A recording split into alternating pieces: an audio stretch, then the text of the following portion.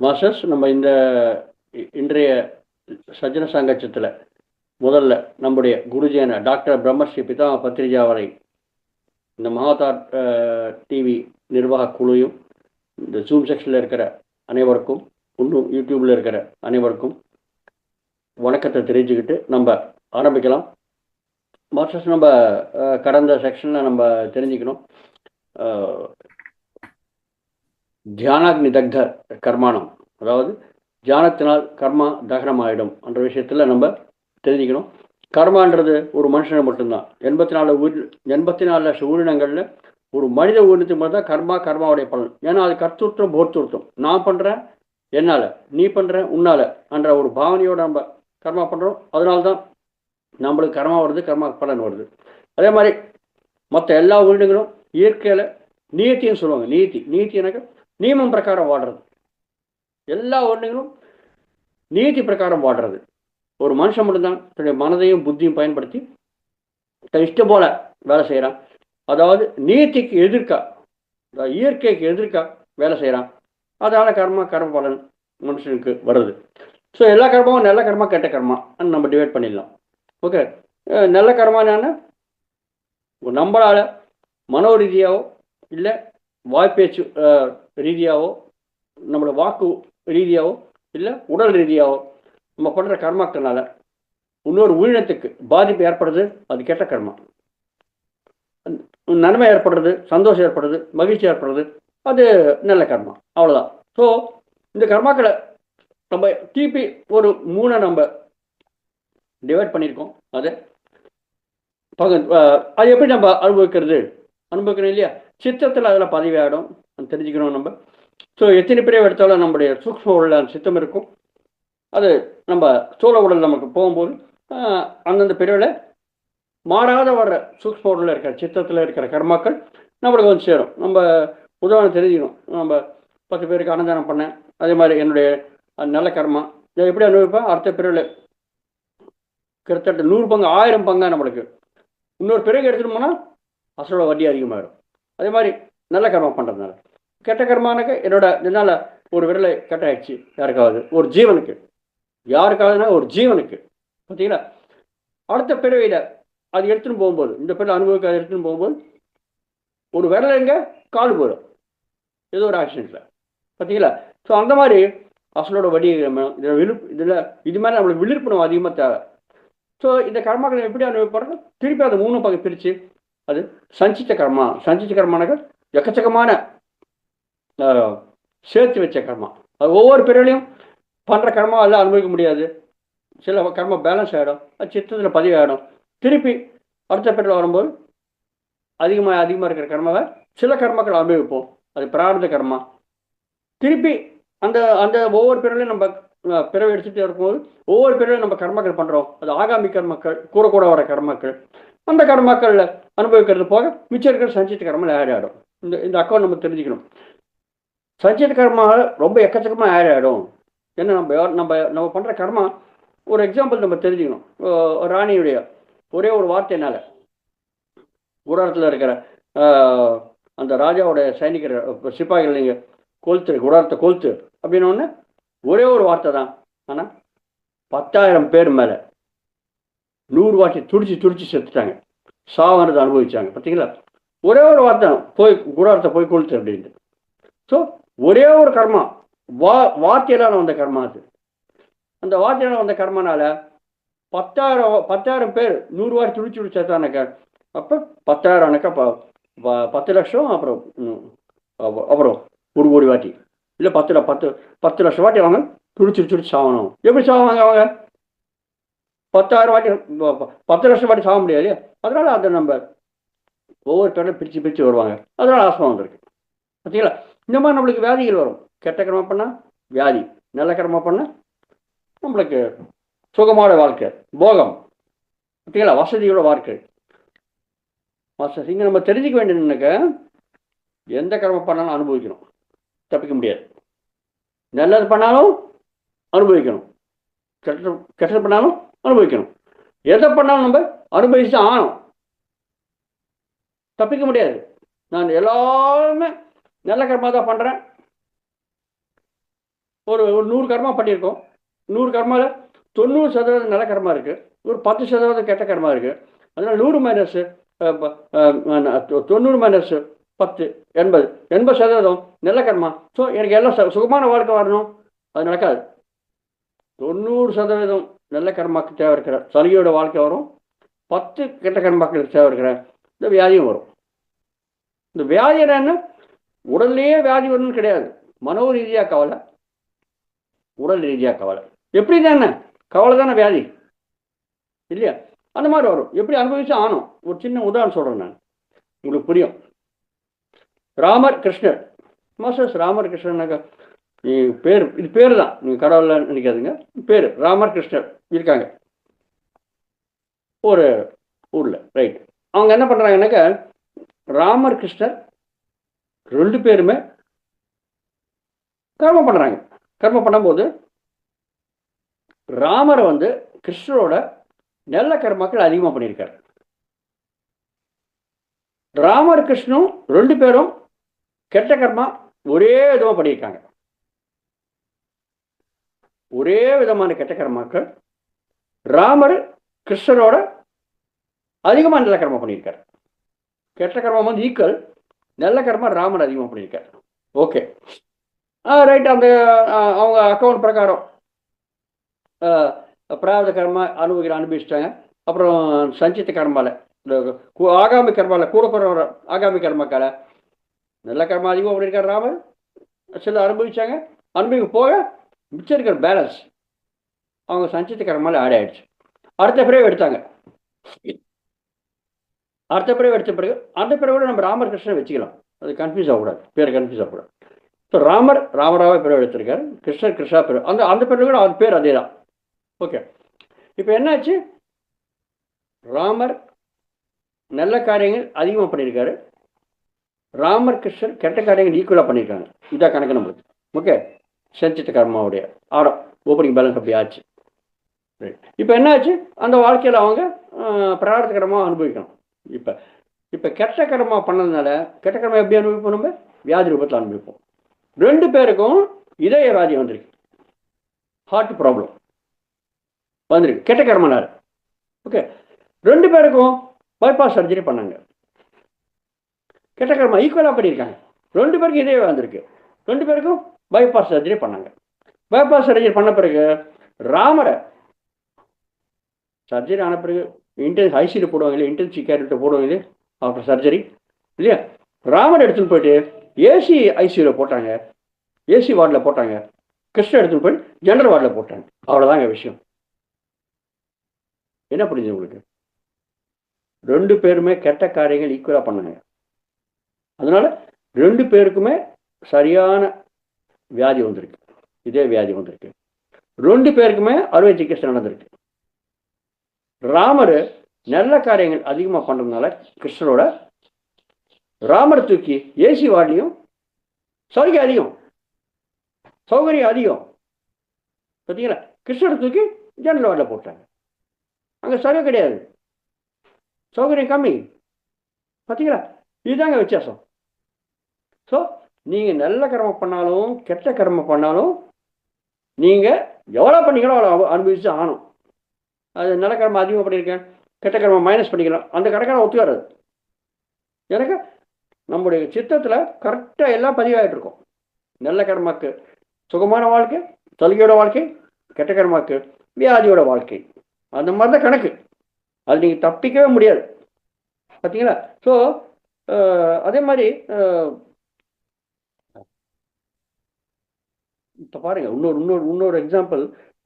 இந்த Mrs example சொன்னேன் இல்லையா, அவங்க கெட்ட கர்மா பண்ணியிருக்காங்க. ஒரே ஒரு வார்த்தை, அத்தின் வாட்டி சாவணும், 1,00,000 வாட்டி சாகணும், இல்லைப்பா இல்லை 10,000 வாட்டி சாகணும்.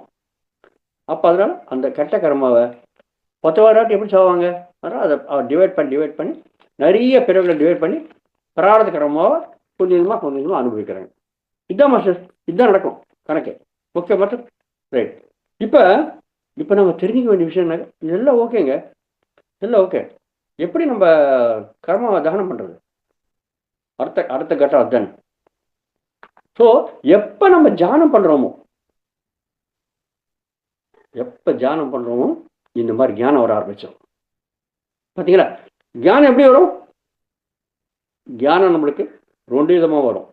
ஒன்று பிரத்யக்ஷம், நேர்முகமான ஞானம். 2வது மறைமுகமான ஞானம், பரோட்சம். இல்லையா?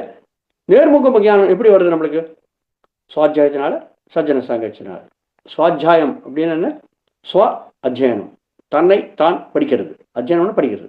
ஸ்வ ஆனால் தன்னைத்தான், தன்னைத்தான் படிக்கிறது சுவாத்தியாயம். தன்னைத்தான் படிக்கிறது எப்படிங்க? அதுதான் தியானம் மூலியமாக படிக்க முடியுங்க. தான் எப்படி தெரிஞ்சுக்க முடியும் இல்லையா? தனக்குள்ள தான் பயணம் செஞ்சு தான் யார், தன்னுடைய எண்ணங்கள் எப்படி இருக்கு, தன்னுடைய பேச்சு எப்படி இருக்கு, தங்களுடைய கர்மா எப்படி இருக்கு, இதை பற்றி படிச்சுக்கிறது தான் தன்னைத்தான் படிக்கிறது சுவாத்தியாயம். இன்னும் சுவாத்தியாயம்னாக்க நிறைய நிறைய மகான்கள் அவங்களுடைய வாழ்க்கையுடைய முழு அனுபவத்தை சில புத்தகங்கள் ரொம்ப எழுதிட்டாங்க. ரமண மகர்ஷி நீ யார் தெரிஞ்சுக்கோ, நீ யார், அந்த அந்த கேள்வி அதில் அவர் எவ்வளோ சொல்லியிருக்காரு போதனைகள். அத்தனையுமே ஒரு புத்தகம் 100 பேஜ் 200 பேர் புத்தகத்தில் இருக்கு. நீங்கள் அந்த புத்தகத்தை படிங்க. ரமண மகர்ஷியுடைய முழு ஞானம் உங்களுக்கு வந்துடுச்சுங்க. என்ன இந்த பிறவிலேயே விவேகானந்தர், ராமகிருஷ்ண பரமஹம்சர், ஆதிசங்கராச்சாரியர், வீர பிரம்மேந்திர சுவாமி, திருவள்ளுவர், பாருங்க இந்த மாதிரி அவங்களுடைய முழு ஞானத்தை அவங்க புத்தகம் எழுதி கொடுத்தாங்க. அதை நீங்க படிங்க. அவங்களுடைய வாழ்க்கை ஞானம் முழுசா அவங்களுக்கு வந்து சேருது. சுயமா படிக்கணும். அது சுவ அத்தியனம். நம்மளும் அந்த புத்தகத்தை படிக்கணும். எவ்வளவு ஞானம் வருது. இல்லை நான் அதை ஒத்துக்க மாட்டேங்க, எனக்கு நான் அந்த ஞானம் அடையிற வரையும் நானும் அடையணும் ப்ராக்டிக்கலா அப்படின்னாக்கா எவ்வளோ பேர் எடுப்பீங்க நீங்க? எத்தனை பேர் எடுப்பீங்க நீங்க? 50 குருக்களுடைய புத்தகங்கள், 50 புத்தகங்கள் படிச்சிடலாமே நம்ம இந்த வாழ்க்கையிலேயே. ஆனால் 50 பேர் எடுப்பீங்களா நீங்க? எந்த பேர் எடுத்தா நீங்க திருப்பி அந்த மாதிரி ஞானத்தை அடையிறதுக்கு தகுந்த மாதிரி செயல்படுறதுக்கு கேரண்டி எங்க இருக்கு? தேவையில்ல. ஏன் டைம் வேஸ்ட் பண்ணிக்கிறீங்க? எனக்கே ப்ராக்டிக்கலாக வேணும்னு நினச்சாக்க உங்களால் முடியாது. எவ்வளோ பேர் எடுப்பீங்க இல்லையா? இப்போ ரொம்ப புழுக்கமாக இருக்குங்க, வீட்டில் உட்காந்துருக்கேன், ரொம்ப புழுக்கமாக இருக்குது. புழுக்கமாக இருந்தாக்கா என்ன பண்ணும்? ஒன்று ஏசி ஆன் பண்ணிக்கோங்க, இல்லை ஃபேன் ஆன் பண்ணிக்கோங்க. ஏசி ஃபேன் ஆன் பண்ணிக்கணும். அந்த சுவிட்சை தட்டினா போதும், அந்த ஞானம் இருந்தால் போதும் இல்லையா? புழுக்கத்தோட நம்ம நம்ம ரொம்ப சகஜமாக வாழலாம், சௌகரியமாக இருக்கலாம் இல்லையா? அப்படி இல்லை தெரியாது, நீங்கள் சுவிட்ச் ஆன் பண்ண தான். சுவிட்ச் ஆன் பண்ண என்ன வரும்? மின்சாரம் வரும். அந்த மின்சாரம் எங்கேருந்து, சுவிட்சுக்கு எங்கேருந்து வருது? உள்ள மெயின்லேருந்து வருது. அந்த மெயினுக்கு எங்கேருந்து வருது மின்சாரம்? அந்த மெயினுக்கு வந்து மேலே இருக்கிற போல்லேருந்து வருது, வெளியில் போல்லேருந்து வருது. அந்த போலுக்கு எங்கேருந்து வருது? சப்ஸ்டேஷன்லேருந்து வருது. அந்த சப்ஸ்டேஷன் எங்கேருந்து வருது? சப்ஸ்டேஷன்லேருந்து ஜென்ரேஷன் ஸ்டேஷன்லேருந்து வருது. ஜென்ரேஷன் ஸ்டேஷன் எப்படி ஜென்ரேட் ஆகிறது மின்சாரம்? எந்த மிஷினில் மின்சாரம் ஜென்ரேட் ஆகுது? அது மின்சக்தியில் மின்சாரம் வருதா, இல்லாட்டி தண்ணீர்லேருந்து வருதா, ஹைட்ரோ பவர்லேருந்து வருதா, இல்லை சோலார் பவர்லேருந்து வருதா, எப்படி வருது? இதெல்லாம் தெரியுங்கன்னா தான் நான் வந்து சுவிட்ச் ஆன் பண்ணுவேன் அப்படின்னு நீங்கள் நினச்சிங்கனாக்கா, அப்போ எப்போ நீங்கள் அதை சுவிட்ச் ஆன் பண்ணுவீங்க? இல்லை அந்த புழுக்கத்தோடு இருப்பீங்களா?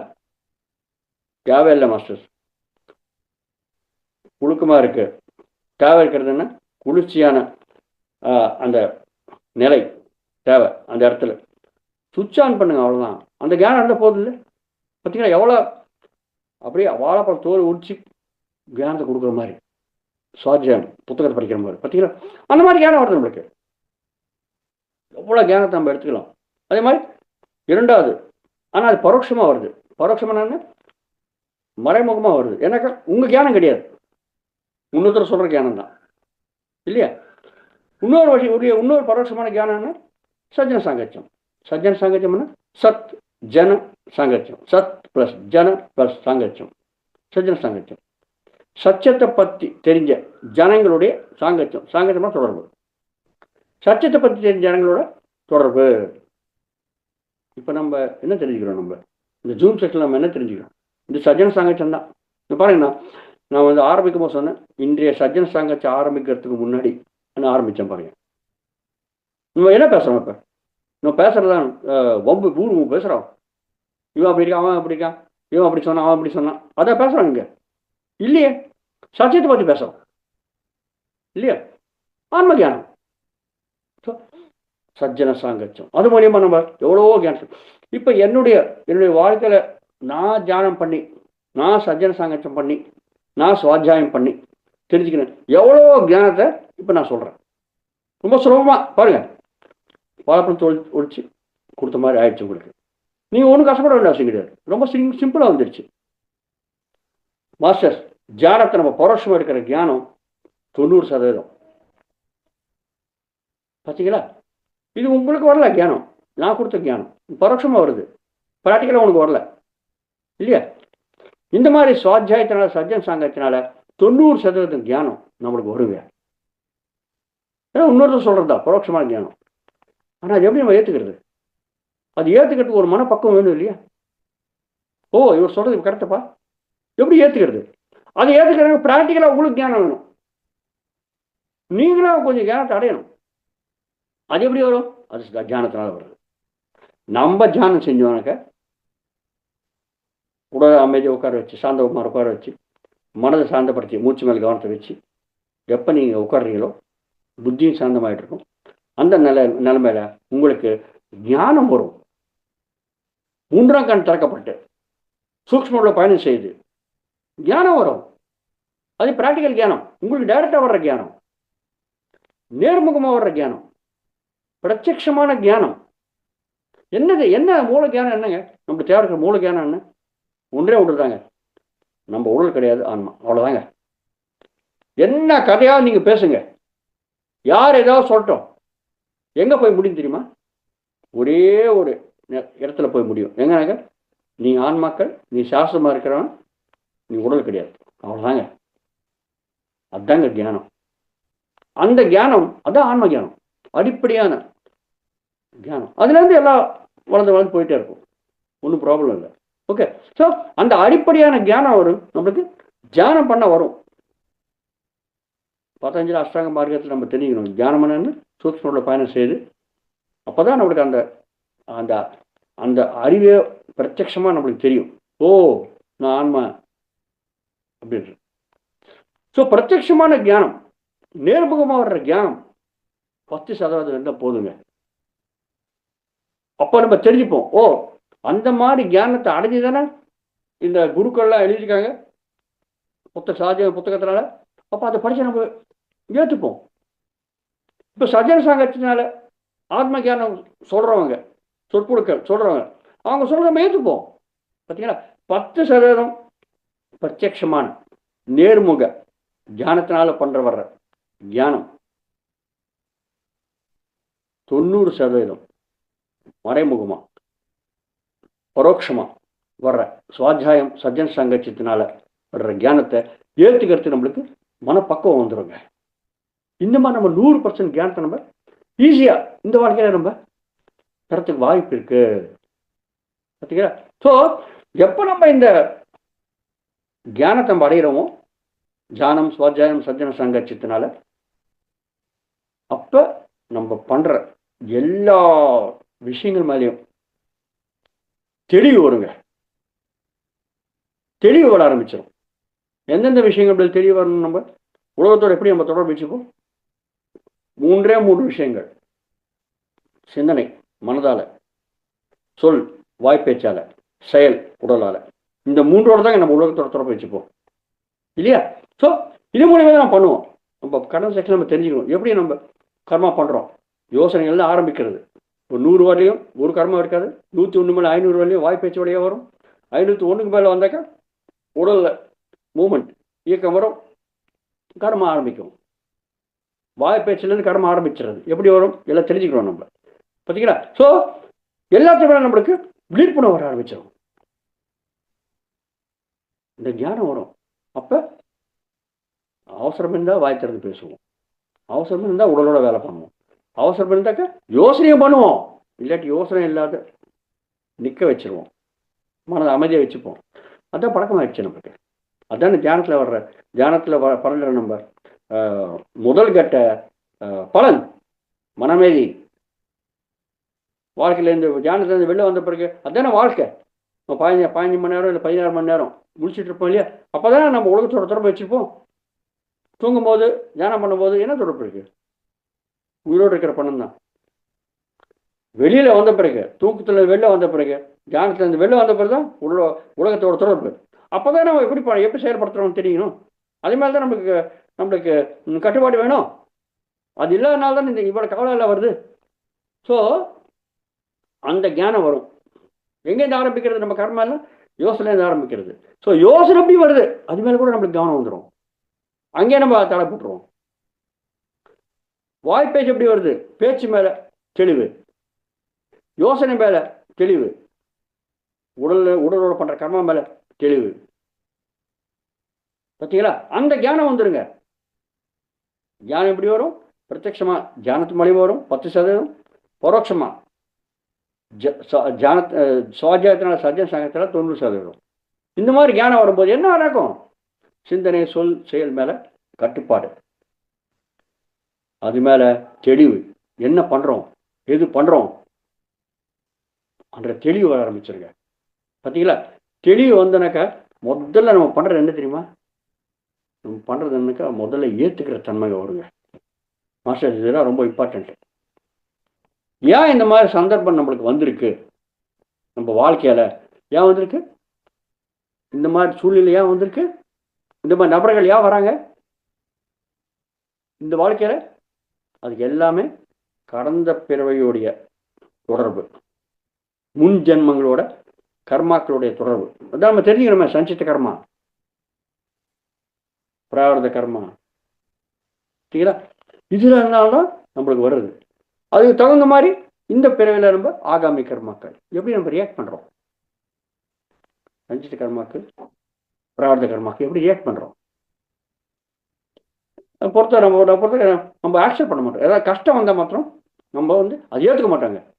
ஏன் ஒவ்வொரு கடவுள்னு சொல்லிட்டு ஆரம்பிச்சிருவோம். இல்லை இன்னொருத்த மாதிரி பை போடுவோம். உன்னால் தான் இந்த கஷ்டம் வந்திருக்கு. கோத்திருத்துவம். அதனால தான் கர்மத்தில் நம்ம சிக்கிறோம். பார்த்தீங்களா? ஸோ ஏன் அந்த கஷ்டம் வந்திருக்கு? சுகம் வந்து நினச்சோங்களேன். உங்களுக்கு ஒரு லாட்டரி ஒரு 10 லட்ச ரூபாய் வந்து நினச்சோங்களேன். அப்போ யாரையும் நீங்கள் திட்ட மாட்டீங்க. இன்னொருத்தருக்கு அந்த கிரெடிட், அந்த பெருமையை கொடுக்க மாட்டீங்க. நீ தான் பெருமையா பார்த்தீங்களா நான் பண்ணேன். அப்போ என்ன சொல்லுவோம் நம்ம?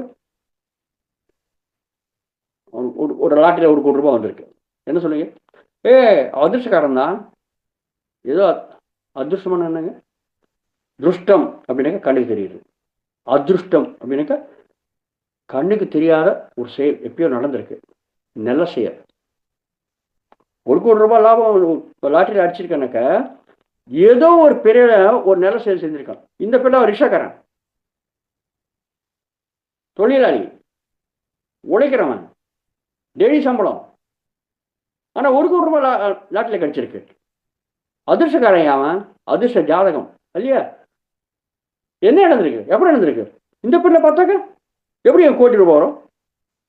கடந்த பிரிவில் பண்ண கர்மாவுடைய, நல்ல கர்மாவுடைய பலனை இந்த 1 கோடி ரூபாய் என்ன பண்ணுவீங்க? தகுதியோட வாழ்க்கை இல்லையா? தகுதியோட வாழ்க்கை வரதுக்கு வாய்ப்பு இருக்கு. ஏதோ கடந்த பிரிவில் அவன் யாருக்கோ 1 லட்ச ரூபாய் கொடுத்துருப்பான், உதவி பண்ணியிருப்பான். இப்போ 1 கோடி ரூபாய் வந்திருக்கு, அதை அனுபவிக்கல. இப்போ 1 கோடி பாருங்க எப்படி? 1 லட்சங்க 1 கோடி எங்க? 100 பங்கு அதிகம். 100 லட்சம் 1 கோடி, 100 பங்கு அதிகமாகிடுச்சுப்பா அந்த பலன். அதே மாதிரி கெட்ட பலன் கூட அப்படிதான். ரொம்ப நல்லவன், யாருக்கு எந்த விதமான கெடுதலும் பண்ணல, போயிட்டு இருக்க திடீர்னு ஆக்சிடென்ட் ஆச்சு, கால் போயிடுச்சு. ஐயோ, துரதிருஷ்டக்காரன். அதிருஷ்டம். அதிருஷ்டம்னாக்க கண்ணுக்கு தெரியாத நடந்த கர்மா. துஷ்டம் கண்ணுக்கு தெரியாது, அதிருஷ்டம் கண்ணுக்கு தெரியாத வந்த நல்ல கர்மா. துரதிருஷ்டம், அப்படின்னா கெட்டது, கண்ணுக்கு தெரியாத பண்ண கெட்ட கர்மா. எப்போ கண்ணுக்கு தெரியாத பண்ணது? இந்த பேர்ல அவன் எலும்பு கூட எந்த விதமான துன்பத்தை கொடுக்கல. நம்ம பார்க்குறோம். சிந்தனையால, சொல்லால, செயலால அவன் எந்த விதமான ஹிம்சையும் பண்ணல எந்த உயிரினத்துக்கும். ஆனால் அவனுக்கு கால் போயிடுச்சு. ஏன்?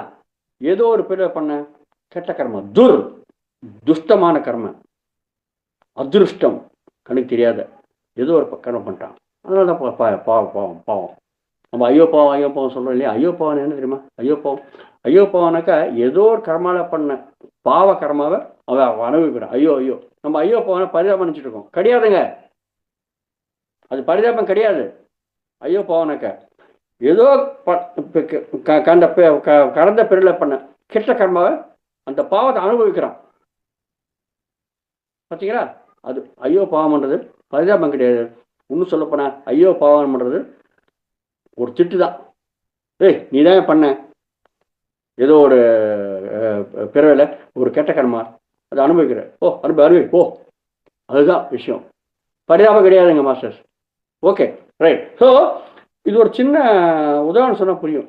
அப்போ என்ன தெளிவு வரும்? நம்ம எல்லாத்தையுமே ஏற்றுக்க ஆரம்பிச்சிடும். எனக்கு நம்ம பண்ண கர்மா அனுபவிச்சா ஆனால் இல்லையா, அதுக்கு தகுந்த மாதிரி சூழ்நிலை எல்லாத்தையும் நம்ம தான் சிருஷ்டி பண்ணுறோம். நம்ம ஆத்மா சிருஷ்டி பண்ணுறது. இங்கே பிறக்கிறதுக்கு முன்னாடி எல்லாம் அக்ரிமெண்ட் போட்டிருக்கோம். யார் எப்படி பிறக்கணும், யார் நம்மளுக்கு தவிர்க்கிற அனுபவத்துக்கு தகுந்த மாதிரி நம்ம பண்ண கர்மாக்களை அனுபவிக்கிற மாதிரி நபர்களையும் நிலைமைகளையும் இடத்தையும் அம்மா அப்பாவையும் அத்தனையுமே நம்மளா தேர்ந்தெடுத்து நம்ம பிறக்கிறோம். ஆனால் கஷ்டம் வரும்போது அழுவ ஆரம்பிச்சிடுறோம், திட்டுறோம். எனக்கு நம்மளுக்கு தெளிவு கிடையாது. எனக்கு நம்ம பண்ணுறதுனால தான் வந்திருக்கிறான்றது தெளிவு நம்மளுக்கு இல்லை, மறந்துட்டோம். தியானம் பண்ணாக்கா அந்த தியானம் வரும். எப்படி வரும்? நான் சொன்னேன் இல்லையா, சுவாத்தியானம் சத்தியானம் சங்கத்தும் நம்மளா பண்ணுற தியானத்தினால. ஓகே, ஒரு சின்ன எக்ஸாம்பிள் தெரிஞ்சுக்கலாங்க. மாமியார் மருமகள் இருக்காங்க. ஓகே, எப்பயுமே மாமியார் மருமகள் ரொம்ப ஒற்றுமையாக இருப்பாங்களா? சண்டை தானே, எப்பயுமே ஏதோ ஒரு சண்டை. ஒன்று மருமகள் சண்டை போடுவா, இல்லை மாமியார் சண்டை போடுவா. யாரோ ஒருத்தர் ஜெயிக்கணும்ன்ட்டு ஒருத்தர் மேலே ஒருத்தர் வாய் பேச்சில் சிலப்போ அடிதடி கூட நடக்கிறதுக்கு வாய்ப்பு இருக்குது. ஆனால் அது அதிகமாக வாய் பேச்சு தான், திட்டிக்கிறது தான் அதிகம் இல்லையா? ரைட். ஓகே, அத்தை அதாவது மாமியார் மருமகளை கொடுமைப்படுத்துகிறாங்க பயங்கரமாக. கொடுமை. ஓகே, இப்போ தியானம் பண்ணல. ஓகே, தியானம் பண்ணனாக்கா என்ன ஆகும்? பார்க்குறவங்கெல்லாம் இல்லையா, மாமியார் இந்த மாதிரி இப்போ பயங்கரமாக கொடுமைப்படுத்துகிறாங்கன்ட்டு மாமியார் திட்ட ஆரம்பிச்சிருவோம். நம்ம மருமகளும் மாமியார் திட்டுவான், மாமியார் ராட்சசியாக இருக்கா, அந்த மாதிரி கொடுமைப்படுத்துறாத அப்படின்ட்டு இல்லையா? ரைட். இப்போ நம்ம தியானம் பண்ணக்கூடிய எக்ஸாம்பிள் எப்படி இருக்கும் பார்க்கலாம். பாருங்க எப்படி தெளிவு வருதுன்ட்டு. இப்போ தியானம் பண்ணும்போது மருமகள் தியானம் பண்ணுறான்னு வச்சுக்கலாம். மாமியார் தியானம் பண்ணல, மருமகள் தியானம் பண்ணுறான். மருமகள் தியானம் பண்ணாக்க அவங்க தியானத்தில் அவங்களுக்கு தியானம் வரும். என்ன நான் சொன்னேன் இல்லையா, கடந்த பிறவை பற்றி தியானம், எங்களுடைய ஒய்ஃப் ராணியாக இருந்தாங்க, அது சொன்னேன் இல்லையா, அந்த மாதிரி தெளிவு வர ஆரம்பிச்சிடும். கடந்த பிறவை தியானம் வர ஆரம்பிச்சிடும். பார்த்தீங்களா? உங்களுக்காக அந்த தியானம் வரல, இந்த மாதிரி சஜ்ஜன சாங்கச்சும் சாத்தியத்தினால நம்ம தெரிஞ்சுக்கிறோம் இல்லையா, எப்படி இருந்தானே தியானம் பிரத்யட்சமாக வரலாம், பரோட்சமாக வரலாம். இந்த மாதிரி தெளிவு வரும். ஓ ரைட், என்ன தெளிவு வரும் அவங்களுக்கு? கடந்த பிறவில நான் மாமியாரா இருந்து, இந்த மருமகள் மாமியாரா இருந்து, இந்த பிறவில இருக்கிற மாமியார் அந்த பிறவில மருமகளா இருந்தாங்க, அவங்கள நான் சாதிச்சேன், அவங்கள கொடுமைப்படுத்தினேன். அதனால்தான் இந்த பிரிவில் ரோல் ரிவர்ஸ் ஆயிடுச்சு. கடந்த பிரிவுடைய மாமியார் மருமகள், இந்த பிரிவில் மருமகள் மாமியார பிறந்திருக்காங்க. அதனால கர்மாவை தீர்த்துக்கிறாங்கப்பா. கர்மாவுடைய அக்கௌண்ட்டை க்ளோஸ் பண்ணிக்கிறாங்க அப்படின்ட்டு மருமகள் மாமியார் என்ன கொடுமைப்படுத்துற கூட அதை ஏற்றுக்கிட்டு மனதில் எந்த விதமான குழப்பம் இல்லாத அப்படியே அதை அனுபவிச்சிருவாங்க. அதான் அக்செப்டன்ஸ், அதான் ஏற்றுக்கிற தன்மை. பார்த்தீங்களா மாஸ்டர்? பாருங்க, மருமகள் தியானம் பண்ற, மாமியார் தியானம் பண்ணல, மருமகள் ஏற்றுக்க ஆரம்பிச்சிடுறாங்க. இப்ப ஒரு கை இருக்கு, இன்னொரு கை இருக்கு, இப்படி தட்டினாக்க சத்தம் வருது இல்லையா? சப்போஸ் இப்படி தட்டினாக்க ஒரு 2 கை இருந்தால் தட்ட முடியுங்க, சத்தம் வரும்.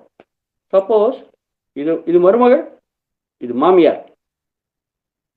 மருமகள் தியானம் பண்ணும் போது ஒரே கூத்து இல்லையா? மருமகள் தியானம் பண்றா, ஆக்செப்ட் பண்ணிட்டு ஏத்துக்க தரமா வந்துடுச்சு, மருமகள் கீழே இறங்கியாச்சு, மாமியார் மட்டும் அடிச்சுக்கிறேன் காத்துல. எங்க சத்தம் வருதுங்க? சத்தம் வருதா பாருங்க. பார்த்தீங்களா? மருமகளுக்கு தெரிய வந்திருக்கு, அது ஏத்துக்கினாங்க, பின் வாங்கிட்டாங்க. மாமியார் பார்த்தா லோ லோ லோன்னு கத்திட்டே இருக்காங்க, கொடுமைப்படுத்துறாங்க. கொடுமை ஏத்துக்கிட்டு உங்களுக்கு ரிவர்ஸ் வந்தா தானே, ஏன் இந்த மாதிரி பண்ற, திட்டினா இல்லை அடி அடி நடந்தா தானே திருப்பி நடக்கிறதுக்கு வாய்ப்பு இருக்கு. மாமியார் எவ்வளோ காத்துல கத்திட்டே இருக்காங்க, எங்கெங்க சத்தம் வருது? பார்த்தீங்களா? இதுதான் விஷயங்க. மாமியார் அக்கௌண்ட்டை க்ளோஸ் பண்ணிக்கிறாங்க. அதே மாமியார் தியானத்துக்கு போறாங்க, மருமகள் தியானத்துக்கு போல. பார்த்தீங்களா?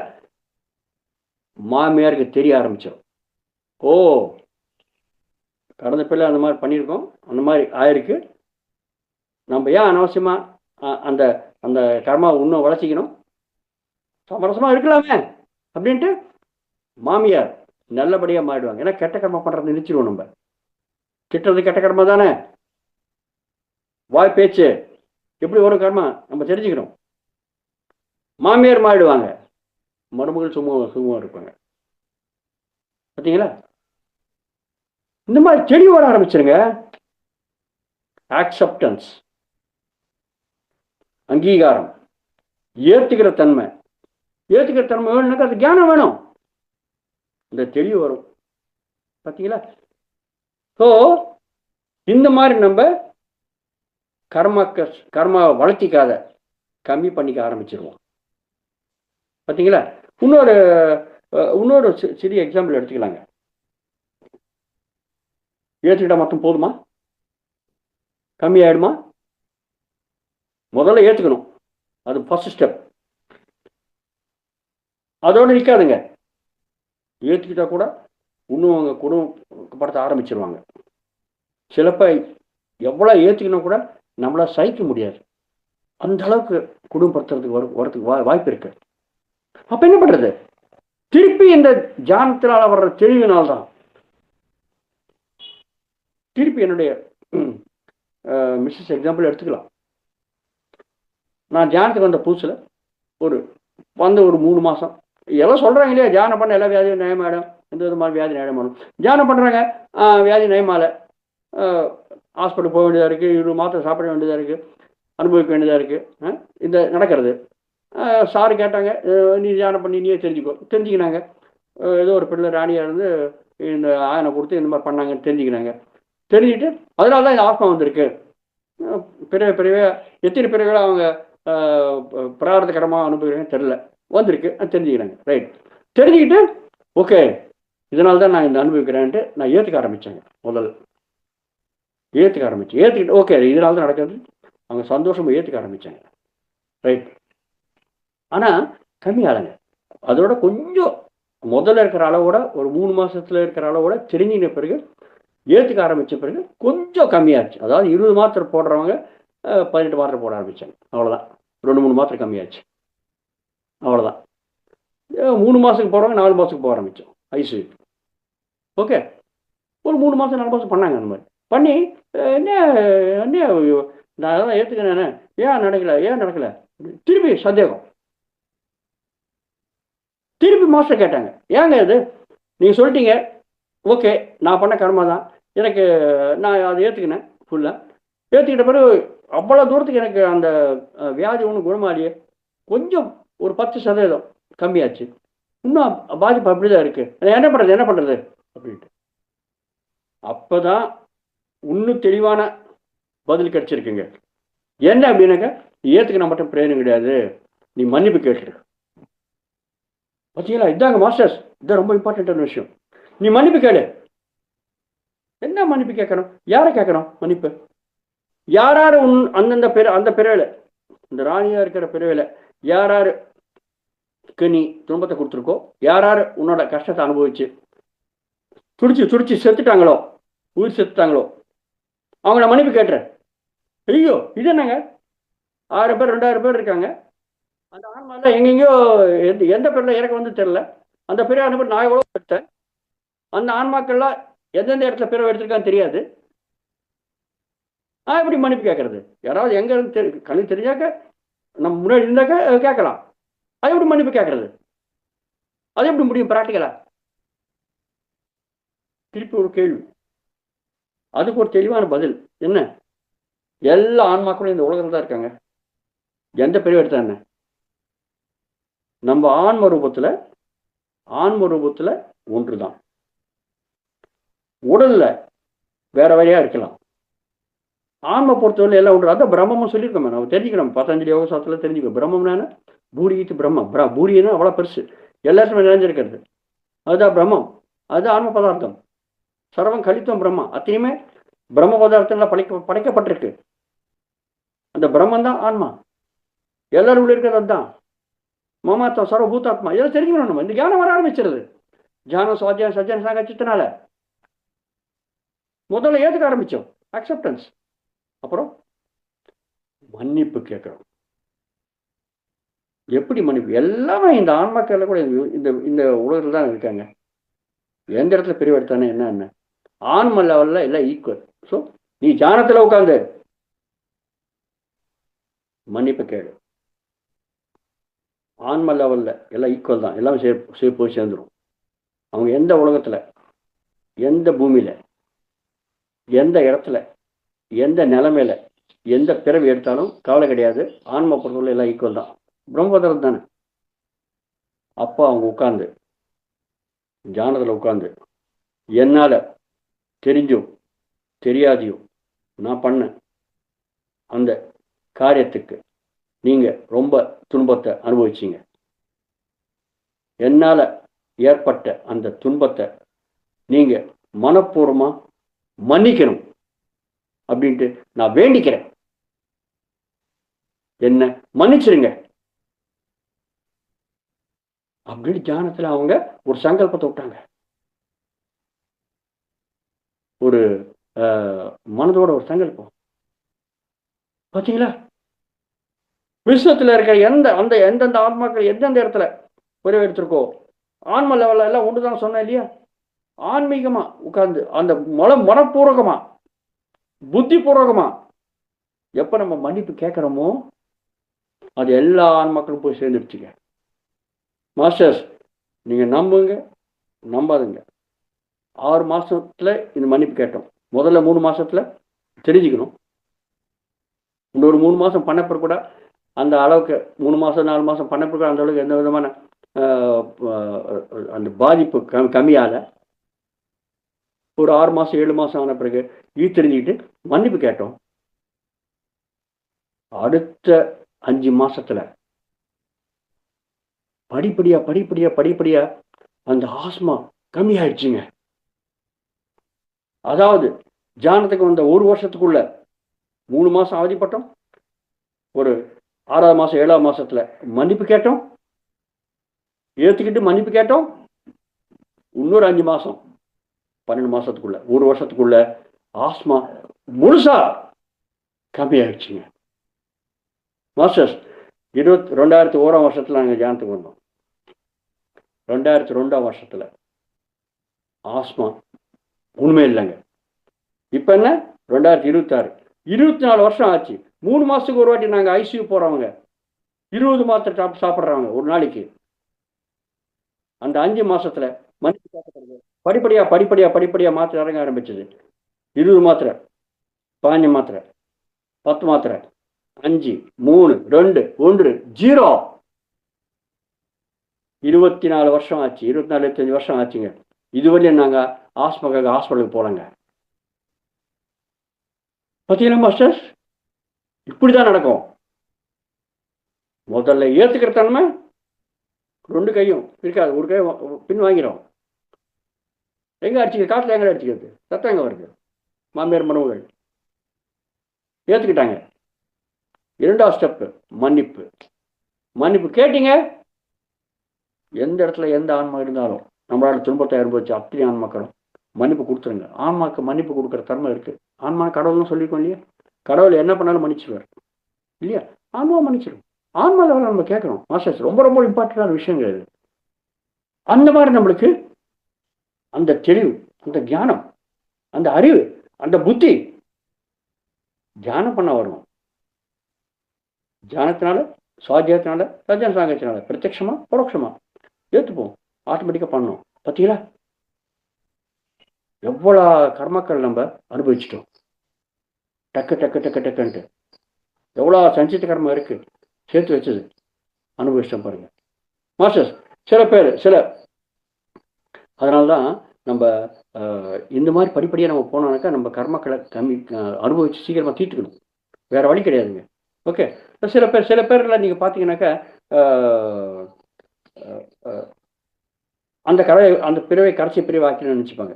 மாஸ்டர் ஒரு விஷயம் நம்ம நினைவு வச்சுக்கணும். அந்த பிறவை கடைசி பிரிவு ஆக்கிக்கினா தான் நம்மளுக்கு மறுபிரிவு இருக்காது. நம்ம நினச்சிப்போம் நல்ல கர்மம் பண்ணுறோம் பரவாயில்ல, நல்ல கர்மம் பண்ணுறதுனால நம்மளுக்கு நல்லபடி நடக்கும். நல்ல கர்மம் பண்ணாலும் பெரிய வந்துடுங்க. என்ன அனுபவிக்கணும். நல்ல கர்மம் பண்ணுறீங்க, நல்ல கர்மம் பண்ணுறீங்கன்னா பலனை எதிர்பார்த்து பண்ணுறோம். நல்ல பலன் கிடைக்கும். நல்ல பலனா சலுகையோட வாழ்க்கை பெரிய வந்துடுச்சு.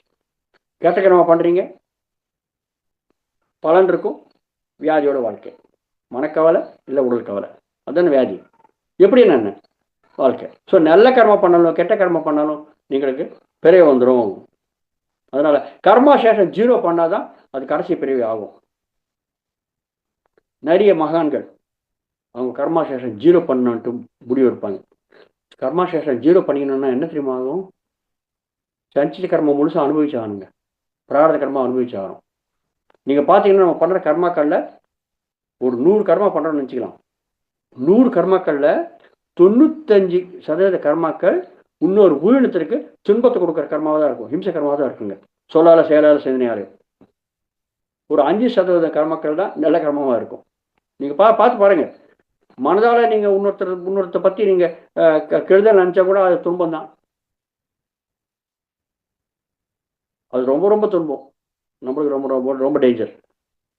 மனதால் நீங்கள் எதை நினச்சிங்கனாக்கா, மனதால் நினச்சோன்னாக்கா நம்ம சொல்லாலேயோ இல்லை செயலாலேயோ பண்ணுறோன்னாக்கா அந்த எதிர்க்க இருக்கவங்ககிட்ட நம்மளுக்கு மறுசெயல் வரும். நம்ம கர்மா பேலன்ஸ் ஆகிறதுக்கு வாய்ப்பு இருக்குது. நம்ம சொல்கிறோம் அவங்க பண்ணுறாங்க, நம்ம சொல்கிறோம் அவங்க பண்ணுறோம், அவங்க சொல்கிறோம் நம்ம பண்ணுறோம், பேலன்ஸ் ஆகிறதுக்கு வாய்ப்பு இருக்குது. ஆனால் மனதில் திட்டி வச்சுங்களேன், நல்லபடியாக பேசிட்டு இருக்கோம், ஆனால் அவங்கள பற்றி நம்ம மனதை திட்டிக்கிறோம். அப்போ என்ன ஆகுது? செயல் மறுசெயல் ரெண்டுமே நம்மக்குள்ளே தான் ஆயிடுச்சு. செயல் மறுசெயல் ரெண்டுமே நம்மக்குள்ளே உருவாயிடுச்சுனாக்கா நீங்கள் அதை வெளியாத்தில் அன்றைக்கி நைட் தூங்கினீங்க அந்த அந்த நிலைமையோட அதுதான் நம்ம சூக்ஷ்ம அர்த்தம் ஆகுதுங்க மாஸ்டர்ஸ். இது ரொம்ப ரொம்ப சூக்ஷ்மமான விஷயம் இது. ஓகே. அதனால மனதால் திட்டிக்கினாக்கா, மனதுக்குள்ளே திட்டிக்கினாக்கா யாருக்கு கெடுதல் துன்பம் நம்மளுக்கு தான். அதனால தன் கோபம் தான் தன் எதிரின்னு சொல்லுவாங்க. வெளிப்புறமாக காட்டினா பரவாயில்ல, கொஞ்சமாவது செயல் மறுசெயல் கொஞ்சம் பேலன்ஸ் ஆகிறதுக்கு வாய்ப்பு இருக்குது. ஆனால் வெளிப்புறமாக காட்டாத உள்ளுப்புறமாக நீங்கள் கோபத்தை உங்களுக்குள்ளே வச்சுக்கினீங்க, நல்ல உணர்ச்சிகளை வெளிப்படுத்தணும்னு சொல்லுவாங்க. உள்ளுக்குள்ளே வச்சுக்கினீங்க, மகிழ்ச்சி அப்படின்னு உள்ளுக்குள்ளே வச்சுக்க மாட்டோம், உடனே வெளிப்படுத்துருவோம். ஆனால் கெட்ட விஷயங்கள் நம்ம சிலப்போ வெளிப்படுத்த முடியாது, நமக்குள்ளே திட்டிப்போம் இல்லையா? அதுதான் டேஞ்சருங்க. ஒன்று டோன்ட் கேர்ல இருங்க, இல்லை வெளிப்படுத்துங்க. ஸோ மாணவர்கள் திட்டிக்கிறது ரொம்ப ரொம்ப ரொம்ப டேஞ்சர், நம்மளுக்கு தான் கெடுதல். தன் கோபமா தன் எதிரின்னு சொல்லுவாங்க, இந்த மாதிரி தான். ஸோ மாஸ்டர்ஸ், ஸோ இந்த மாதிரி தெளிவு வர ஆரம்பிச்சிருங்க. நம்ம தியானம் சஜ்ஜன சங்கத்தினால தெளிவு வரும்போது நம்ம வாழ்க்கையில் கர்மாக்கள் மேலே விழிப்புணர்வு வரும். என்ன வரும்? கர்மாக்கள் மேலே விழிப்புணர்வு வரும். முதல்ல அந்த கர்மாக்கள் விழிப்புணர்வு வரும்போது என்ன ஆகும்? முதல்ல நம்ம கெட்ட கர்மா பண்ணுறதை நிறுத்திடுவோங்க மாஸ்டர். இதை நம்ம தெரிஞ்சுக்க வேண்டிய விஷயம். எனக்கு 100 கர்மாக்கள்ல 95 கெட்ட கர்மாக்கள் சொல்லியிருக்கேன் நான் இல்லையா? அந்த கெட்ட கர்மாக்கள் நிறுத்திடுவாங்க. நம்ம பண்ணால் 5% நல்ல கர்மாக்கள் பண்ணுவாங்க. பார்த்தீங்களா எவ்வளோ தெளிவு பாருங்க. அந்த அளவுக்கு நம்மளுக்கு பாதிப்பான மறுபிரிவுகள் வரத்துக்கு வாய்ப்பு கம்மியாச்சா இல்லையா? பாருங்க எவ்வளோ இந்த தெளிவு வரதுனால நம்ம பண்ணுற கெட்ட கர்மாக்கள் தகனம் ஆயிடுச்சு. பண்ணலையே தியானாங்கி தக்த கர்மானம் பாருங்க. பார்த்தீங்கன்னா அந்த மாதிரி தெளிவோட நம்ம கர்மக்கள் மேலே விழிப்புணர்வோட நம்ம நல்ல கர்மக்கள் தான் பண்ணுவோம், கெட்ட கர்மக்கள் பண்ண மாட்டோம். முதல் ஸ்டெப் தாங்க. அதெல்லாம் பார்த்தீங்கன்னாக்க நம்ம பெரிய மகான்கள் எல்லாம் கூட நிறைய பேர் அவங்களுடைய கர்மாக்களை 0 ஆக்கிட்டு கடைசி பிரிவு ஆக்கணுன்ட்டு முடிவு பண்ணுறாங்க. அப்போ எக்கச்சக்கமான இப்போ கடைசி இப்படி ஆக்கணும்னு என்ன, சஞ்சித்த கர்மா எவ்வளவோ தலைமையில் இருக்குன்னு சொன்னேன் இல்லையா, அது எல்லாத்தையும் நீங்க பிராரத கர்மாவை மாற்றிக்கணும், அனுபவிச்சு. அப்போதானே ஜீரோ ஆகும். ஆகாமி கர்மாக்கள் நல்ல கர்மாவை பண்ணுவாங்க, அதை கம்மி பண்ணி பாருங்க. ஸோ அதனால அவங்களுக்கு ரொம்ப ரொம்ப ரொம்ப ரொம்ப அதிகமான வியாதி வர ஆரம்பிச்சிருங்க. அது தாங்கிக்கிற சக்தி வரும் தியானம் பண்ணக்க. பார்த்தீங்களா, ஆக்செப்டன்ஸ் பண்ணுறது, ஏற்றுக்கிற தன்மை, தாங்கிக்கிற சக்தி தியானம் பண்ணக்க. ஒரு எக்ஸாம்பிள் தெரிய இப்போ சொன்ன புரியும் உங்களுக்கு. ரமண மகர்ஷி பார்த்தீங்களா, ரமண மகர்ஷி அவர் பேசுறது ரொம்ப கம்மி, ரொம்ப மௌனமாக இருப்பார். ரமண மகர்ஷி எப்படிங்க அவர் செத்துட்டாரு? கேன்சர், முதுகெலும்பு கேன்சர், அவருக்கு பேக் போன் முதுகெலும்பு கேன்சர் வந்திருக்கு. அந்த கேன்சர் அனுபவிச்சவர் செத்துட்டார். ஆனால் அந்த கேன்சர் ஏன் வந்திருக்கு? ஏதோ ஒரு பிறவியில் அவர் பண்ண கெட்ட கர்மாக்கள். அவர் முடிவு பண்ணிட்டாரு, நான் இந்த பிறவியை கடைசி பிறவி ஆக்கணும்ட்டு. அதனால அந்த சஞ்சித கர்மா அத்தனையுமே நம்ம பிராரத கர்மாவை மாற்றிக்கணும். ஆகாமி கர்மாக்கள் கெட்ட கர்மா பண்ணாத இருப்போம். சஞ்சித கர்மா நம்ம சொன்னோம் இல்லையா, எக்கத்துக்கு 95% துன்பத்தை கொடுக்குற கர்மாவாக தான் இருக்கும் சொன்னோம் இல்லையா. அப்போ அனுபவிக்கணும் என்ன இருக்குது? வியாதி ரூபத்தை அனுபவிக்கணும், கேன்சர். பார்த்தீங்களா, முதல்ல அவர் ஏற்றுக்கினார். அது பாருங்க, முதல் ஸ்டெப் ஏற்றுக்கினார். ஏற்றுக்கிட்டு அவர் மன்னிப்பு கேட்டார், ஒன்றும் ப்ராப்ளம் கிடையாது. நீங்கள் மன்னிப்பு கேட்டால் கூட சீக்கிரம் அனுபவிச்சு ஆகணும் இல்லையா. ஆனால் அந்த அனுபவுக்கு தேவை சக்தி நம்மளுக்கு தியானம் பண்ண வருங்க. அது மாதிரி கிடக்கிறது எப்படி அனுபவிச்சார் பாருங்க. ரமண மகர்ஷி நிறைய சீடர்கள் இருக்காங்க, பெரிய பெரிய டாக்டர்லாம் இருக்காங்க. அவர் சீடர்கள் பெரிய பெரிய ஃபாரின் டாக்டர்ஸ், பெரிய சீடர்கள் ரொம்ப பெரிய பெரிய இடத்துல இருக்காங்க. இவர் வந்து கேன்சரோட அவதிப்படுறாரு, ஆனால் அழுவலை. ஏன்னா ஆக்செப்ட் பண்ணியிருக்காரு, அழுவலை. அவ்வளோ டாக்டர்களை பார்த்தாங்க, இல்லைங்க நம்ம குருக்கு இந்த மாதிரி கேன்சர் வந்துருக்கு. அவங்கெல்லாம் ஓடி வந்து, சார் நாங்கள் குருஜி உங்களுக்கு இந்த கேன்சர் நாங்கள் குணப்படுத்துகிறோம், நாங்கள் ஆப்ரேஷன் பண்ணிடுவோம்.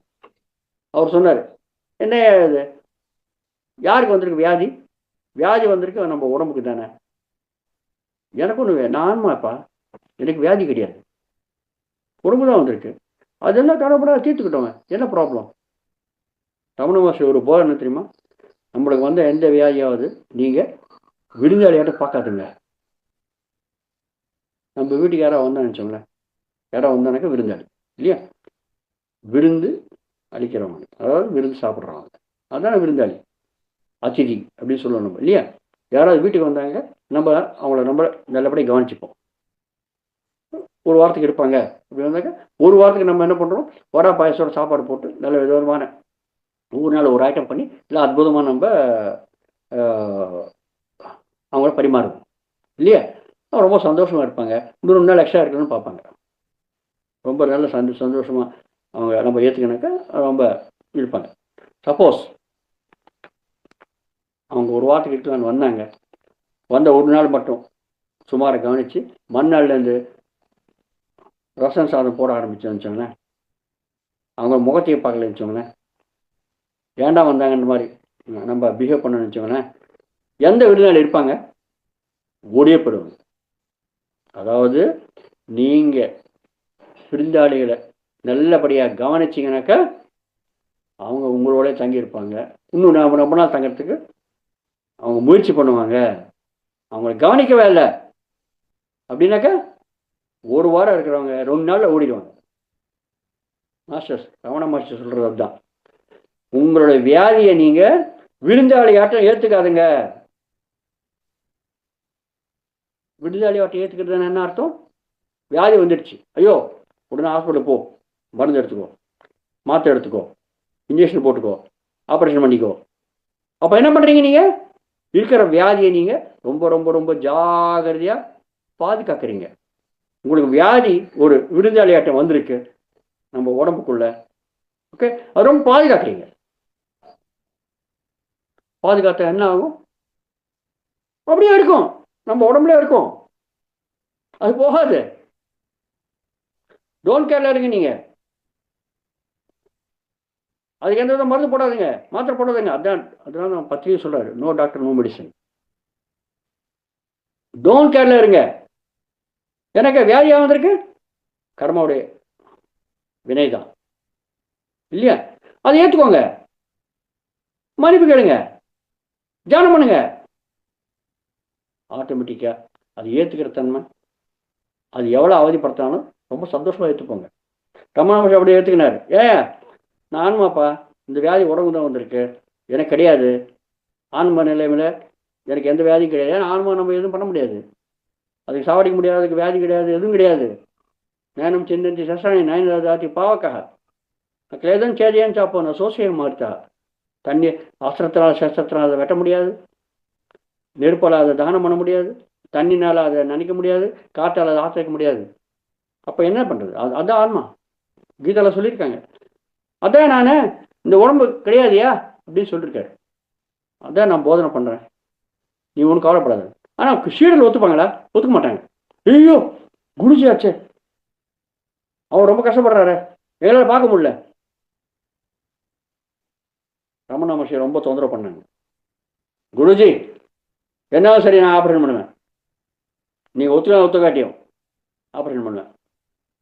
அவர் எவ்வளோ சொல்லி பார்த்தாரு, வேணாயா ஒன்றும் தேவை கிடையாது, நான் ஒன்றும் அவதிப்படல, இதனால நான் ஜாலியாக தான் இருக்கேன், நான் கண்டுக்கல, நான் டோன்ட் கேர்ல இருக்கேன், விருந்தாளி நான் ஒழுங்கு கவனிக்கலை, வியாதி விருந்தாளி கவனிக்கலை, நான் அப்படி ஜாலியாக இருக்கேன்ப்பா, எனக்கு ஒன்றும் தேவை, மருந்து மாத்திரை ஒன்றுமே தேவை கிடையாது. இவங்க ஒத்துக்கலையே. ஐயோ குருஜி குருஜி குருஜி, சரி ஓகே பண்ணுப்பா, உங்களுக்கு ஏன் சொல்லணும், எவ்வளோ சொல்லி பார்ப்பார். ஓகே பண்ணுங்க பண்ணுங்க, ஆனால் ஒரு கண்டிஷன் என்ன, நான் முதுகெலும்பு தானே ஆச்சு, முதுகெலும்பு ஆச்சுன்னா நான் இந்த 2 கையும் செவத்து மேலே வச்சு நின்றுட்டு இருப்பேன், நீங்க என்ன பண்ணீங்களோ பண்ணுங்க, எனக்கு எந்த விதமான மயக்க மருந்து கொடுக்கக்கூடாது, நீங்க என்ன பண்ணாலும் பண்ணுங்க அப்படின்னாங்க.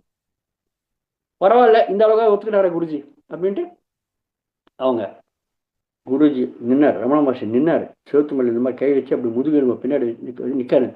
முதுகெலும்பை கட் பண்ணி, முதுகை கட் பண்ணி அந்த எலும்புல ஒட்டி இருக்கிற அந்த கேன்சர் கணத்தை எல்லாத்தையும் எடுத்து தூக்கி போட்டு திருப்பி முதுகு தைச்சார். எவ்வளோ வெளியே இருக்குங்க. நம்ம ஒரு சின்ன வீரல் பட்டாவே, சின்ன பிளேடு அலையில கத்தியால் நம்ம கட் பண்ணும்போது ஒரு சின்ன காயம் ஏற்பட்டால் நம்ம குதிப்போமே, கொஞ்சம் ரத்தம் வந்தாக்க ஐயோ நோய் அது அப்படின்ட்டு குதிப்போமே, வெளிக்காது அப்படின்ட்டு இல்லையா. 2 மணி நேரம் 3 மணி நேரம் அப்படியே கட் பண்ணி மயக்க மருந்து கொடுக்காத ஆப்ரேஷன் பண்ணாங்க. இல்லை தைச்ச பிறகு வைத்தியர்கள் ஆச்சரியப்பட்டாங்க. என்ன குருஜி 2 மணி நேரம் 3 மணி நேரம் நீங்கள் எப்படி தாங்குனீங்க இந்த வலியை? திருப்பி ரொம்ப சிரிக்க ஆரம்பிச்சிட்டார். என்னையா இது, நான் முதல்ல சொல்லிட்டே இருக்கேன் இல்லையா, நான் உடல் கிடையாது, நான் ஆன்மா. நீங்கள் ஆப்ரேஷன் யாருக்கு பண்ணீங்க? உடலுக்கு பண்ணீங்க. உடல் இப்போ இருக்காது, சாஸ்திரமாக இருக்காது, இந்த உடல் இந்த பிறகு இப்படியே இருக்கு. நான் இந்த கர்மாவில் அனுபவிக்க தான் நான் வந்திருக்கேன், அனுபவிச்சிடுறேன். நீங்கள் என்ன ஆப்ரேஷன் பண்ணுற ரொம்ப வற்புறுத்துனீங்க. நான் ஓகேன்னு ஒத்துக்கினேன், நான் உடல் கிடையாது, நான் ஆன்மா. பார்த்தீங்களா, ப்ராக்டிக்கலாக காட்டா பாருங்க. அந்த ஞானம், அந்த தெளிவு, அந்த ஏற்றுக்கிற தன்மை தியானம் பண்ண வருது. பார்த்தீங்களா, அவர் எல்லாம் அவர் சஞ்சித்த கர்மா முழுசா அவர் தக்தம் பண்ணிடுறாரு, தானம் பண்ணிடுறாரு. சரி ஓகே ரைட், முடிஞ்சு போச்சு. எல்லா வைத்தியெல்லாம் ரொம்ப பாராட்டினாங்க. குருஜி ரொம்ப ரொம்ப எங்களால் யாராவது இருக்க முடியாது அந்த மாதிரி. சரி ஓகே, ரமண மகர்ஷி நீ போக வேண்டிய நிலைமை வந்துடுச்சு. அவர் இந்த உலகத்தில் பண்ண வேண்டிய எல்லா வேலை பண்ணி வச்சுப்பா, எல்லாம் கர்மாவில் அனுபவிச்சாச்சு, நான் இனிமேல் வேலை கட்டிடுறேன் அப்படின்ட்டு அவர் கிளம்புறதுக்கு முயற்சி பண்ணிட்டார். அவர் சொல்லிட்டார் முன்னாடியே, நம்மளுக்கு எல்லாம் தெரிஞ்சிடும். அந்த மாதிரி ரிஷிகளுக்கு முதல்ல தெரிஞ்சிடும், எப்போ அவங்க செத்துட்டு போகிறாங்கன்னா முதல்ல தெரிஞ்சிடும், முன்கூடியே தெரிஞ்சிடும். அவர் சொல்லிட்டார், இந்த நாளில் இந்த சமயத்தில் நான் பிரிஞ்சு போயிடுறேன் அப்படின்ட்டு. இப்போ எல்லாம் உட்காந்துட்டாங்க, எல்லாம் பிரார்த்தனை பண்ணுறாங்க. பிரார்த்தனை பண்ணிருக்காரு. ரமண மகர்ஷி அந்த கட்டில் மேலே உட்காந்துருக்காரு, உட்காந்து அப்படியே சாஞ்சி உட்காந்துருக்காரு அப்படி. ஓகே, எல்லாம் பிரார்த்தனை பண்ணுறாங்க, எல்லாம் அழுவாங்க. எல்லா அழுவு பார்த்தாக்க ரமண மகர்ஷி அழுவ ஆரம்பிச்சிட்டார். உடனே எழுதிட்டாங்க எல்லாமே. இல்லை நாங்கள் அழுகுறோம். ஏன் அழுகுறீங்க? ஐயோ நீங்கள் சத்துரு போறீங்களே, ஊர் விட்டு இந்த உலகத்துல இருந்து போயிட்டு போறீங்களே அப்படின்னு அழுகுறேன். நீங்க அழுகுறீங்க அப்படின்னு கேட்டாங்க. என்னையா இது, நான் இவ்வளோ வருஷங்களா நான் என்ன போதனை பண்ண உங்களுக்கு? நான் உடல் கிடையாது, நான் ஆன்மா, நான் சாஸ்வதமாக இருக்கிறவன். இந்த உடல்ன்றது பிறந்தாக்கா அது அழுகி போயிடும். டேட் ஆஃப் பர்த் இருந்தாக்கா டேட் ஆஃப் டெத் இருக்குப்பா, மேனுஃபேக்சரிங் டேட் இருந்தாக்கா எக்ஸ்பைரி டேட் இருக்குப்பா.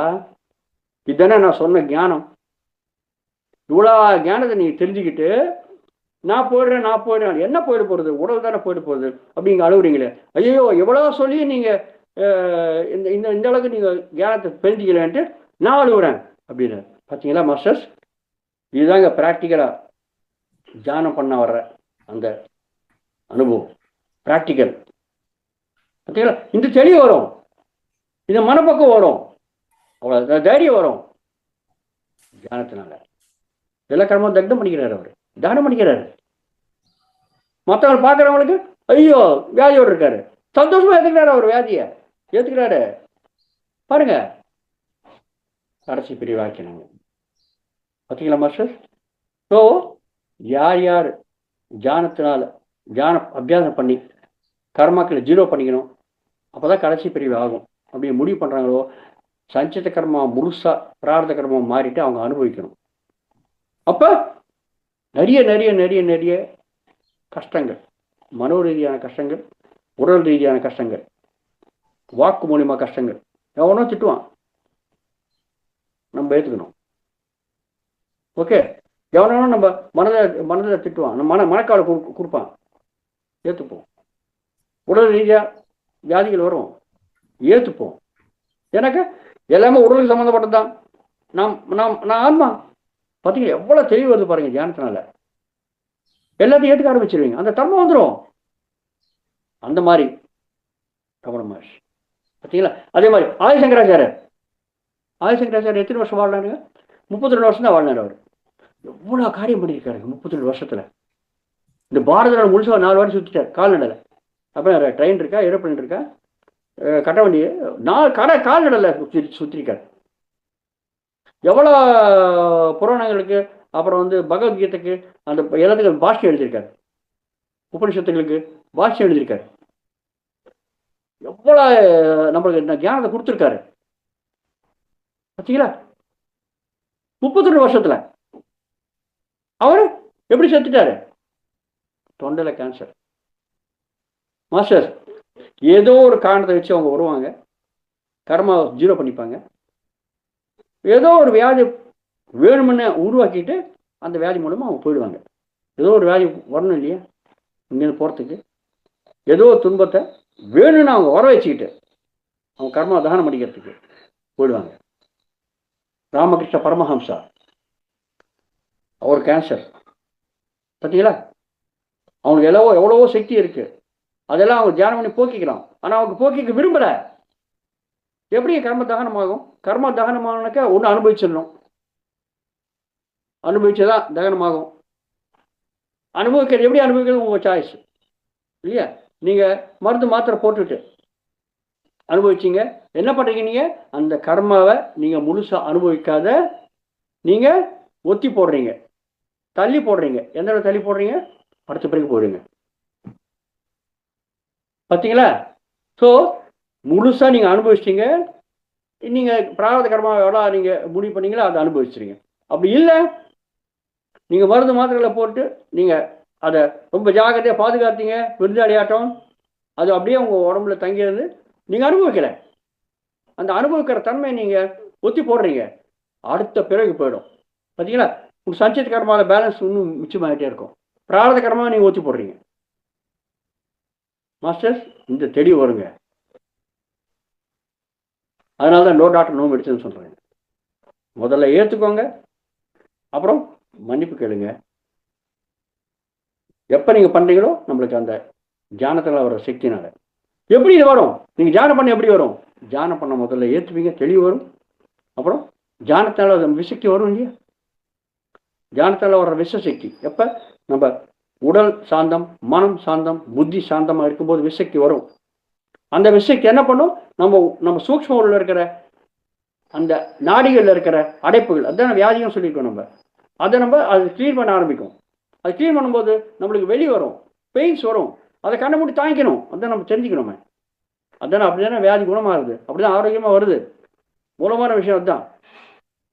ஸோ அந்த மாதிரி பாதிப்பு வரும்போது கண்ணை மூடி தாங்கிக்கணும், ரொம்ப சுலபமாக தாங்கிக்கிறாங்க. சாய்ஸ் உங்களுக்குங்க. நீங்கள் தியானத்தில் உட்காந்து ரொம்ப சுலபமாக தியானம் பண்ணும்போது மட்டும்தான் என்ன மெட்டல் இருக்கும்போது அது வரும்.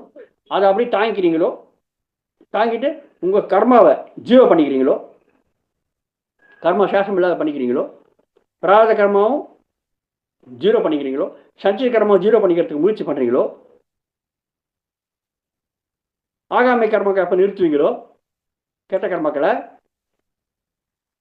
ஆட்டோமேட்டிக்காக உங்களுக்கு கர்ம தகனம் ஆரம்பிச்சிடும். பார்த்தீங்களா? சாய்ஸ் உங்களுக்கு. இல்லை என்னால் முடியாதுப்பா, நீங்கள் மருந்து மாதம் போட்டு நீங்கள் இன்னொரு பிறவிக்கு நீங்கள் தள்ளி போட்டீங்க, இன்னொரு பிறவியில் திருப்பி தியானம் பண்ணுவீங்க, கேரண்டி இருக்கு. திருப்பி நீங்கள் கர்மா சைக்கிள் திருப்பிக்கணும். புனரப்பி ஜனனம் புனரப்பி மரணம் புனரப்பி ஜனனி ஜட்டடே செய்யணும். ஏ சம்சார பகதுஸ்தாரே கிருப்பையா பாஹி மூராரே பதிகோவிந்தம் பதிகோவிந்தம் கோவிந்தம் பதி குணமத்தை. அவ்வளோதான். புனரப்பி ஜனனம் புனரப்பி திருப்பி ஜனனம் பிறக்கிறது, புனரப்பி திருப்பி மரணம் சாவது, திருப்பி பிறக்கிறது திருப்பி சாகிறது, திருப்பி திருப்பி பிறக்கிறது சாவது. புனரப்பி ஜனனி ஜட்டடே செய்யணும். திருப்பி அம்மாவுடைய மடியில் படுத்துக்கிறது. எப்போ படுத்துப்பீங்க அம்மாவுடைய மடியில்? குழந்தைய பிறக்கும் போது தானே, இல்லையா? திருப்பி பிறக்கிறது, சாவது, பிறக்கிறது, சாவது, பிறக்கிறது. புனரப்பி ஜனனி ஜட்டரே செய்யணும். ஏன் சம்சாரே பகுதுஸ்தாரே, இந்த சம்சாரம் பண்ணுறது தாண்ட முடியாத ஒரு பெரிய கடல்.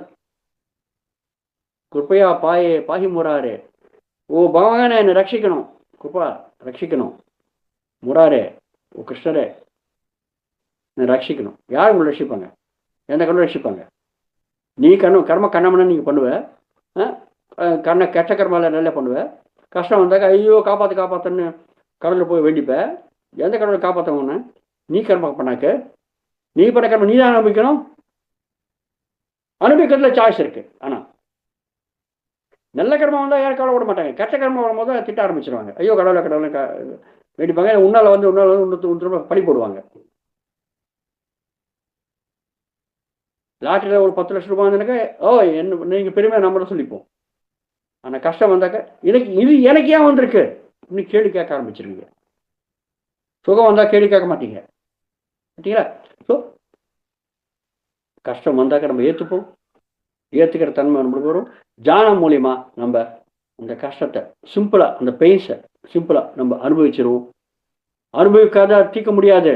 ரமண மகர்ஷி செலக்ட் பண்ணிக்கிறாரு. ரைட், நான் அனுபவிச்சிட்றேங்க.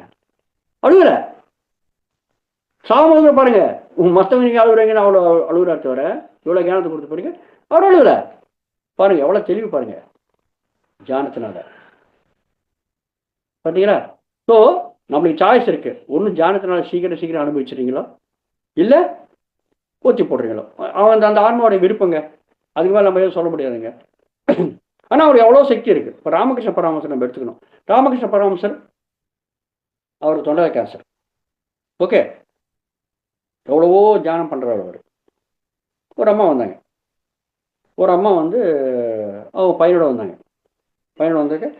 பையனோட வந்து அந்த பையன் அடிக்கடி அடம் பிடிக்கான்ட்டு சும்மா அழைச்சின்னு போகிறவா ராமகிருஷ்ண பரமஹம்சர் அப்படியே அழைச்சின்னு வந்தாங்க. அழைச்சின்னு வந்து ராமகிருஷ்ண பரமஹம்சர் அப்போ சாரதாமா சமைக்கிறாங்க. சமைச்சு சூடு சாதம் வெள்ளை அந்த பெங்காலி. ராமகிருஷ்ண பரமஹம்சர் பெங்காலிக்கு நிறைய பேர் சாப்பாடு தான், அதாவது நம்ம சோறு தான் சாப்பிடுவாங்க நிறைய. ஓகே, ரைஸ் சாப்பிடுவாங்க. அவங்க நல்லா சுடு சாதம் வெள்ளையாக இருக்குது. சுடு சாதம் அப்படியே இலையில ஒரு தட்டில் வச்சாங்க. வச்சு ராமகிருஷ்ண பரமஹம்சர் கொடுக்குறாங்க. இந்த அம்மா வந்திருக்கு பையனோட வந்துட்டு, குருஜி நீங்கள் இவ்வளோ சக்தி உள்ளவங்க, இவ்வளோ தியானம் பண்ணுறீங்க, உங்களுக்கு இந்த வியாதி வந்திருக்கு, இந்த கேன்சர் வந்திருக்கு, தொண்டை கேன்சர் வந்திருக்கு, நீங்கள் போக்க முடியாதா? ஏன் போக்க முடியாதா? இவ்வளோ சொல்கிறீங்களே, நீங்கள் போதும் சொல்கிறீங்களே அப்படின்னு கேட்டாங்க. உடனே ராமகிருஷ்ண பரமஹம்சர் சிரிச்சார். சிரிச்சுட்டு ஏன் முடியாதும்மா, முடியும், ஓகே அப்படின்னு சொல்லி அப்பயே அந்த தட்டில் வச்ச சூடு சூடு சாதம் இருக்கு இல்லையா, அந்த சாதத்துக்குள்ள ஜான சக்தி மூலமாக தன் தொண்டையில் இருக்கிற கேன்சரை அங்கே டிரான்ஸ்ஃபர் பண்ணாருங்க. உடனே அந்த வெள்ளையாக இருக்கிற புகையோட, வெள்ளை புகையோட, அந்த ஆவியோட வர அந்த சாதம் அப்படியே ரத்த வர்ணத்தோட மாறிட்டு சிவப்பு வர்ணமாக மாறிட்டு சிவப்பு புகை வர ஆரம்பிச்சுதுங்க. இந்த அம்மா பார்த்தாங்க, இன்னும் இது கண் முன்னாடி வெள்ளையா இருக்கிற சோறு சிவப்பு மாறிய சிவப்பு வர்ணத்தோட புகை வர ஆரம்பிச்சுது. பயந்துட்டாங்க அப்படியே. ஐயோ என்னங்க இது, எதுவுமே எந்த பதார்த்தமும் போடலையே, இவ்வளோ சிவப்பு ஊருக்கு போட்டால் சிவப்பு ஒன்று வரதுக்கு வாய்ப்பு இருக்கு, அந்த மாதிரி ஒன்றும் வரலையே, காரக்குழம்பு வச்சா சிவப்பு ஒன்று வரதுக்கு வாய்ப்பு இருக்கு, அந்த மாதிரி வரலையே, இவ்வளோ ரத்த வனத்தோட வந்துடுச்சே. பயந்துட்டாங்க. ஐயோ என்னங்க இது, என்னங்க சொன்னார் ராமகிருஷ்ண பரமஹம்சர். இதுதாம்மா என்னுடைய கேன்சர் வியாதி, நீ சொன்னேன் இல்லையா நீ போக்கிக்க முடியாதுன்ட்டு. பாரு, நான் அந்த வியாதியை நான் டிரான்ஸ்ஃபர் பண்ணேன் இந்த சாதத்துக்குள்ள, பாரு எப்படி துடிக்கிறதுன்ட்டு. அந்த மாதிரி துடிக்கிறது கேன்சர் வியாதி எங்குள்ள. ஐயோ குருஜி என்ன பார்க்க, இதில் பார்க்க முடியாது, ஐயோ தேச என்ன மன்னிச்சிருங்க அப்படின்னு. உடனே அவர் சிரிச்சாரு. சிரிச்சு திருப்பி அந்த சாதத்தில் இருக்கிற கேன்சர் வியாதியை திருப்பி தொண்டைக்குள்ளே இருக்க டிரான்ஸ்ஃபர் பண்ணிக்கிறார். உடனே சாதம் வெளியே மாறிடுச்சு. எப்படி முதல்ல இருந்தால் அப்படி மாறிடுச்சு பார்த்தீங்களா. மாறினோன்னு எவ்வளோ ஆச்சரியப்பட்டாங்க. என்ன நீ கேட்டியா முதல்ல, என்னன்னு கேட்டேன், இவ்வளோ பெரிய குருஜி ஆச்சே, உங்களால் அந்த வேலையை நிவாரணம் பண்ணிக்க முடியாதா, இவ்வளோ போதனை பண்ணுறீங்களே, நீ கேட்டே இல்லையா, நான் ட்ரான்ஸ்ஃபர் பண்ண பாரு, உங்க கண்முடியே பண்ணியிருக்கேன் பாரு. நான் விரும்பி அதை ஏற்றுக்கிட்டு நான் சந்தோஷமா அதை அனுப்பி கேன்சர் வந்து நான் அழுவலையே, அதை ஏற்றுக்கிற தன்மை எனக்கு வந்துருக்கு தியானம் பண்ணுறதுனால. நான் ஏற்றுக்கிறேன், அழுவலை. பார்த்தீங்களா, அதை திருப்பி நான் ட்ரான்ஸ்ஃபர் பண்ணிக்கிறேன். மாஸ்டர்ஸ் இப்படி இருப்பாங்க குருக்கள். யாராவது தங்களுடைய பிறவியை கடைசி பிறவி ஆக்கி நினைச்சுப்பாங்களோ அங்கே மனப்பூர்வமாக எல்லாத்தையும் ஏற்றுப்பாங்க. டக்கா டக்கா டக்கா டக்கான்ட்டு அனுபவிச்சிருவாங்க. அந்த அனுபவிக்க தேவைக்கிற சக்தி தியானம் பண்ணுறதுனால வரும். பார்த்தீங்களா மாஸ்டர்ஸ். ஸோ அப்படிதான் கர்மா பலனை நம்ம அனுபவிச்சு கர்மா பலனை ஜீரோ பண்ணிக்கிறதுக்கு வாய்ப்பு இருக்கு. சந்தோஷமாக அனுபவிச்சிருவோம், அழுவ மாட்டோம். ரமண மகர்ஷியாட்ட அழுவ மாட்டோம், ராமகிருஷ்ண பரமஹம்சர் அழுவ மாட்டோம், ஆதிசங்கராச்சாரியாட்ட அழுவ மாட்டோம். அவர் ரொம்ப சந்தோஷமா 32 வருஷத்துல ஓகே ரைட்டு நான் பண்ண வேண்டிய வேலை முடிஞ்சு போச்சு தெரியும் அவருக்கு முதல்லயே. அப்படியே நடந்து போய் ஹிமாலயம் நடந்து போய் அப்படியே காணாத போயிட்டார். ஆதிசங்கராச்சாரியர் சங்கருடைய அவதாரம் ஹிமாலயால கைலாசமலையில் எங்க இருக்கா போயிட்டார், அவ்வளவுதான். அப்படியே நடந்து போயிட்டார். பேசினாக்க அவர் தொண்டையில ரத்தம் வரும், கேன்சர். ஆனாலும் அது அவர் சட்டப்படுத்தலை. எக்கச்சக்கமா பாஷணம் பண்ண ஆரம்பிச்சாரு, நிறைய எழுதினாரு, பாஷையில் எழுதினாரு, சட்டப்படுத்தலை. ஜாலியா எந்த வேலை பண்ணுன்ட்டு அவங்க வந்தாங்களோ அந்த வேலைக்கு டக்கு டக்கு முடிச்சிட்டாங்க, கிளம்பி போயிட்டாங்க, கர்மாஷா ஜீரோ பண்ணிக்கினாங்க. பார்த்தீங்களா. விவேகானந்தர் அவருக்கு தொண்டை கேன்சர் பாருங்க, அவரு ரொம்ப கம்மியான வருஷங்கள் தான் வாழ்ந்தார். எவ்வளோ போதனை பண்ணியிருக்காரு, எவ்வளோ காரியம் பண்ணியிருக்காரு, அவ்வளோதான். ஸோ மாஸ்டர்ஸ் இந்த மாதிரி தெளிவு, ஏற்றுக்கிற தன்மை, ஏற்றுக்கிட்ட சகிக்கிற தன்மை, அதெல்லாம் வர ஆரம்பிச்சிடும். நீங்கள் தியானம் பண்ணா, தியானம் சோத்தியானம் சத்தியானம் சங்கத்தினால இந்த தெளிவு வரும்.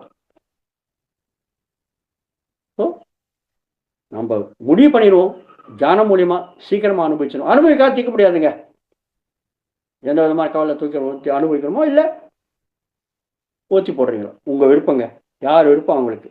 அதுக்கு மேலே எதுவும் நம்ம சொல்ல முடியாது. ஓகே. ஸோ இந்த தெளிவு வரதுனால நம்மளுக்கு அந்த தியானம் வராத மாதிரி நம்ம கர்மா சக்கரத்துலேருந்து விடுபடுறதுக்கு வாய்ப்பு இருக்குங்க. ஓகே. இது இது இது எப்படி இது படிய சொன்னேன் இல்லையா. முதல் ஸ்டெப் என்ன, முதல் ஸ்டெப்பு நம்மளுடைய கர்மாக்கள் மேலே விழிப்புணர்வு வரும். முதல்ல கெட்ட கர்மாக்கள் பண்ணுறதை நம்ம நிறுத்திடுவோம்.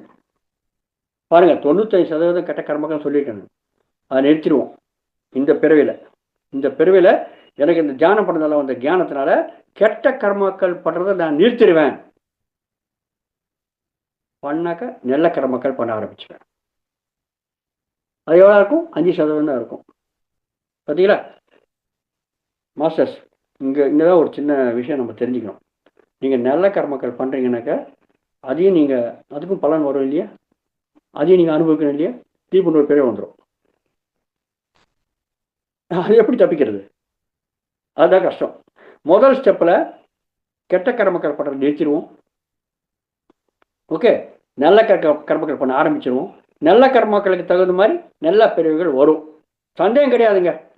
ஆரம்ப கட்டத்தில் அப்படிதான் இருக்கும், அதில் சந்தேகமே கிடையாது. ஆனால் எப்போ நம்ம இந்த தியானம் பண்ணுறதுனால இந்த ஞானம் வந்திருக்கு. அதனால் இந்த ஞானம் ஒரு வாட்டி உங்களுக்கு வந்தது, இந்த பிரிவில் ஞானம் வந்து உங்களுக்கு இந்த ஞானம் இதோட போயிடாதுங்க, அடுத்த பிரிவில் தொடரும். இது ஒரு சின்ன உதாரணம் சொன்னால் உங்களுக்கு புரியும். எப்படி அப்படின்னாக்கா, இப்போ நம்ம 10ஆம் கிளாஸ் படிச்சிருக்கோங்க. 10ஆம் கிளாஸ் படிச்சுட்டு நம்ம ஏதோ ஒரு காரணத்தினால நம்மளால் படிக்க முடியல ஒரு 5 வருஷம். ஓகே, 5 வருஷம் படிக்க முடியல. 5 வருஷம் கழிச்சு நான் படிக்க விரும்புகிறேன். 5 வருஷம் கழிச்சு நீங்கள் படிக்க விரும்புனாக்க நீங்கள் எந்த கிளாஸில் போய் சேருவீங்க? எந்த கிளாஸ் சேருவீங்க? 5 வருஷம் கேப் வந்ததுனால 11ஆம் கிளாஸாக போய் சேருவீங்க, +1 தான் போய் சேருவீங்க இல்லையா? அதில் 5 வருஷம் கேப் வந்தது, 10 - 5 6ஆம் கிளாஸில் போய் சேருவீங்களா? இல்லையே. 5 வருஷம் ஆன பிறகு கூட 11th +1 தான் போய் சேருவீங்க, 11th ஸ்டாண்டர்ட் தான் போய் சேருவீங்க. எப்படி? அதே மாதிரி உங்களுக்கு +1 சேர்த்து இருக்கிற தகுதியை நீங்கள் அடைஞ்சிங்க. அதே மாதிரி மாஸ்டர்ஸ், நம்ம இந்த பிரிவில் எந்த தியானத்தினால, சுவாத்தியாயத்தினால, சஜ்ஜன சாங்கத்தினால நம்ம எந்த ஞானத்தை அடைஞ்சோமோ, எந்த அளவுக்கு நம்ம சாதனை பண்ணுமோ, அந்த சாதனைன்றது அடுத்த பிறகு கூட தொடரும். அதனால தான் பாருங்கள், நிறைய பேர் தியானம் பண்ணுறவங்க உட்கார்ந்த உடனே என்ன நம்ம வருது, உட்கார்ந்து நிறைய அனுபவங்கள் வருது. சில பேருக்கு என்ன பண்ணாலும் வரமாட்டேன்றது, அவங்கள பார்த்து பொறாமப்படுவாங்க. பொறாமப்பட்ட ஒன்று நடக்காது. எனக்கு ஏற்கனவே அவங்க 10ஆம் கிளாஸ் பாஸ் பண்ணிட்டாங்க, இப்போ 11ஆம் கிளாஸில் இருக்காங்க, நீங்கள் 1ஆம் கிளாஸில் இருக்கீங்க. இப்போ இனி தான் இந்த படத்தில் தியானத்துக்கு வந்தீங்க. அப்போ எப்படி நீங்கள் கம்பேர் பண்ணலாம்? அவங்களையும் இவங்களையும் இப்படி பார்க்கலாம். அதான் ஒப்பிட்டு பார்க்கறது வச்சுக்கூடாது தியானத்தில். பார்த்தீங்களா மாஸ்டர்? ஸோ இந்த மாதிரி நம்ம முதல்ல தியான அறிவினால நம்ம ஏற்றுப்போம். ஏற்றுக்கிட்டு 2 கையும் அடிக்க மாட்டோம், ஒரு கை தான் அடிக்கும், அந்த சைடு தான் அடிக்கும். அப்போ சத்தம் வராது. கர்மா சேஷன் அனுபவிக்க ஆரம்பிச்சிருவீங்க. நல்ல கர்மாக்கள் பண்ணுவோம், கெட்ட கர்மாக்கள் நிறுத்திடுவோம். திருப்பி அடுத்த பிரிவு வந்திருக்கு. ஏன்னா நல்ல கர்மாக்களுடைய சேஷம் இருக்கு இல்லையா, அடுத்த பிரிவு இருக்குது. இங்கே சஞ்சித கர்மாவோடைய சேஷம் கூட கொஞ்சம் இருக்கலாம், இருக்குது. அடுத்த பிரிவு வந்துடுச்சு. அடுத்த பிரிவில் இந்த தியானம் தொடரும்னு சொன்னாங்க. திருப்பி நீங்கள் தவறான வழியில் போக மாட்டீங்க. இந்த தியான பயிற்சியை நீங்கள் தொடருவீங்க, இந்த சாதனை நீங்கள் தொடருவீங்க. அடுத்த பிறகு நீங்கள் என்ன பண்ணுவீங்க? இனிமேல் பண்ணுற கர்மாக்கள் நல்ல கர்மாக்கள் தான் இருக்கும், கெட்ட கர்மாக்கள் இருக்காது. பிராரத கர்மா அனுபவிச்சுட்டே இருப்பீங்க. அந்த நல்ல கர்மாக்கள் கூட எந்த விதமான பலன் எதிர்பார்க்காத பண்ணுவீங்க. இதுதாங்க விஷயம். ஏன் கர்மா பண்ணாக்க கர்மாவுடைய பலன் வருது? எந்த கர்மாவை நீங்கள் எதிர்பார்த்து பண்ணுறீங்களோ அப்போதான் கர்மாவுடைய பலன் வருங்க. எதிர்பார்க்காத நீங்கள் எதை பண்ணுறீங்களோ அந்த கர்மாவுக்கு பலன் கிடையாது. அதுதான் நம்ம நிஷ்காம கர்மான்னு சொல்லுவோம். காம கர்மானாக்க பலனை எதிர்பார்த்து பண்ணுறது. நிஷ்காம கர்மானாக்க எந்த பலனையும் எதிர்பார்க்காத பண்ணுறது. நல்ல காரியங்களில் பண்ணுவோம், ஆனால் எதிர்பார்க்காத பண்ணுவோம். அது எப்படி? ஏதோ ஒரு கர்மா பண்ணுவீங்க இல்லையா, கர்மா பண்ணாத இருக்க மாட்டீங்க. ஆனால் எந்த கர்மா பண்ணாலும் நம்ம பலனை எதிர்பார்க்காத பண்ண ஆரம்பிச்சிருவோம். அத்தனையுமே நிஷ்காம கர்மா ஆகிடும். நிஷ்காம கர்மா ஆச்சுனாக்கா எந்த கர்மா பண்ணாலும் எந்த வித பலன் இருக்காதுங்க. நம்மளுக்கு நம்ம வாழ்க்கை உயிரோடு இருப்போம், பிறவி இருக்கும், கர்மங்கள் பண்ணிட்டே இருப்போம், நிஷ்காம கர்மாவில் இருக்கும், எந்த விதமான பலன் இருக்காது. அப்போ என்ன ஆகும்? அப்போ ஏன் உயிரோடு இருக்கணும் கேட்கலாம். மாஸ்டர்ஸ், உயிரோடு இருக்கிறதுக்கு சில காரணங்கள் இருக்குது. ஏன்னாக்கா பராரத கர்மா இருக்கு இல்லையா, அதை அனுபவிக்கணும் இல்லையா, சஞ்சித கர்மா 0 பண்ணிக்கணும் இல்லையா, அதுக்காக உயிரோடு இருக்கணும். அதனால தான் அவங்க பண்ணுற கர்மா நிஷ்காம கர்மாவாக இருக்கும், எதையுமே எதிர்பார்க்காத பண்ணுவாங்க. இது எப்படி? நான் ஒரு சின்ன உதாரணம் சொல்ல புரியும் உங்களுக்கு. ஃபேன் இருக்குங்க, சுவிட்ச் போட்டால் ஃபேன் ஓடுறது இல்லையா, ஃபேன் ஓடும்போது போயிட்டே இருக்கும். கொஞ்சம் சமயம் ஆன பிறகு தேவையில்லைப்பா அப்படின்னு சுவிட்ச் ஆஃப் பண்ணிட்டோம். சுவிட்ச் ஆஃப் பண்ண பிறகு ஃபேன் ஓடுறது பாருங்க கொஞ்சம் சமயம். எங்க மின்சாரம் நின்றுடணும் இல்லையா, நிற்கலையே, ஓடுறத கொஞ்சம் சமயம். எப்படி ஓடுறது? இப்படிதாங்க வாழ்க்கை இருக்கும். சில பிறவைகள் நம்ம எந்த கர்மாவும் பண்ணாத ஏற்கனவே பண்ண கர்மாவுடைய சேஷத்தை அனுபவிக்கிறதுக்காக பிறவை எடுப்போம், ஏதோ ஒரு காரணத்துக்காக. ராமகிருஷ்ண பரமஹம்சர் சொன்னேன், ராமகிருஷ்ண பரமஹம்சர், ரமண மகர்ஷி, ஆதிசங்கராச்சாரியர், விவேகானந்தர் சொன்ன இல்லையா, எக்ஸாம்பிள் சொன்னேன் இல்லையா, அங்கே இருக்கிற கர்மக்கு அனுபவிக்கிறதுக்காக வெறும் பிறவை எடுப்பாங்க. அந்த பிறவையில் எந்த கர்மா பண்ண மாட்டாங்க, பண்ணாக்க நிஷ்காம கர்மாவாக இருக்கும். நிஷ்காம கர்மம் எப்படி பண்ணுறதுன்றது நம்ம அடுத்த செக்ஷனில் தெரிஞ்சுக்கலாம். ஓகே. ஸோ எந்த கர்மம் பண்ண மாட்டாங்க. ஃபேன் சுவிட்ச் ஆஃப் பண்ண பிறகு கூட எப்படி ஓடுறதோ அந்த மாதிரி வாழ்க்கை இருக்கும். நிஷ்காம கர்மம் பண்ண ஆரம்பிச்சிருவாங்க. மாஸ்டர், எப்படி நம்ம இந்த நிஷ்காம கர்மான்றது என்ன, காம கர்மான்றது என்ன, இது எப்படி நம்ம இந்த சக்கரத்தில் நம்ம எப்படி வெளிப்பட்டு வரணும் அந்த விஷயத்தை நம்ம அடுத்த செக்ஷனில் நம்ம தெரிஞ்சுக்கலாம். ஓகே மாஸ்டர், இன்னையோட நான் இங்கே நிறுத்துகிறேன். நம்ம தொடரலாம் நாளைக்கு அடுத்த செக்ஷன். Thank you sir.